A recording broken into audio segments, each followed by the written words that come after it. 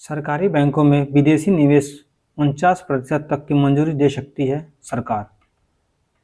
भारत सरकार जल्द ही सरकारी बैंकों में विदेशी निवेश की सीमा बढ़ाकर 49% तक करने की योजना पर काम कर रही है। फिलहाल यह सीमा 20% है, जबकि देखा जाए तो प्राइवेट बैंकों में यह सीमा 74% तक है। वित्त मंत्रालय और भारतीय रिजर्व बैंक के बीच पिछले कुछ महीनों से इस प्रस्ताव पर चर्चा चल रही है। भारत में कुल 12 सरकारी बैंक हैं, जिनकी संयुक्त संपत्ति मार्च 2025 तक 171 लाख करोड़ रुपए थी।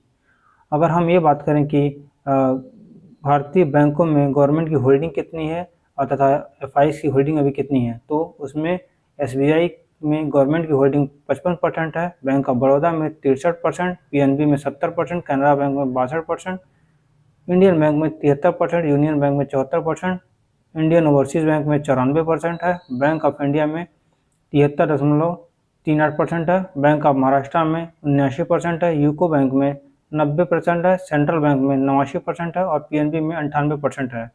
और हम ये देखा जाए कि एफआई की होल्डिंग अभी यूको बैंक में कुछ नहीं है और पंजाब और सिंध बैंक में केवल 0.2% ही है। अगर विदेशी निवेश की सीमा को बढ़ाया जाएगा तो ये अपनी होल्डिंग को बढ़ा के 49% तक कर सकती है। सरकार अभी इस पे योजना पे काम कर रही है। इसके फ़ायदे क्या होंगे? इससे बैंकों को पूंजी को उपलब्धता मिलेगी, तकनीकी में सहायता मिलेगी, प्रतिस्पर्धा और कार्यकुशलता में भी लाभ मिलेगा तथा अंतर्राष्ट्रीय भरोसा बढ़ेगा। नुकसान क्या है इसके? नियंत्रण का खतरा हो सकता है, जो मुनाफा आएगा वो विदेश चला जाएगा, डाटा की संवेदनशीलता पर दबाव रहेगा, घरेलू बैंक पर परफॉर्मेंस का भी दबाव रहेगा।